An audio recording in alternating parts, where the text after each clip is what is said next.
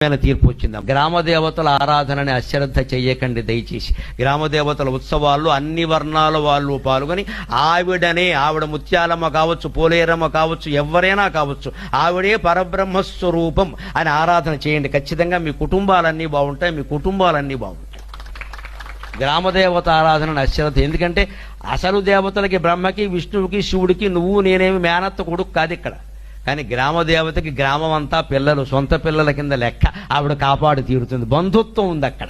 ఆ గ్రామానికి ఆవిడ దేవత, మళ్ళీ పక్క గ్రామానికి కాదు. మనకి పోలేరమ్మ అంటే పక్కింటికి సత్యమ్మ కావచ్చు, వాళ్ళు ఆవిడని కొలుచుకుంటారు. బంధుత్వం ఉంది అక్కడ. మన పితృదేవతలు మనని కాపాడినట్టే గ్రామదేవతలు మనని కాపాడుతారు. హిందూ సంస్కృతిలో గ్రామదేవత ఆరాధన చాలా ముఖ్యం. ఏటా ఉత్సవాలు ఏం మానకూడదు. ఇప్పుడు హింస మాత్రం పనికిరాదు. అందులో జంతు హింస చేయకూడదు. అందరూ అమ్మవారికి సంతానమే. కానీ మామూలుగా చేసే విధానంగా హాయిగా చేసుకోవాలి. ఆ గ్రామదేవత కూడా పురుషోత్తముడితో సమానమే.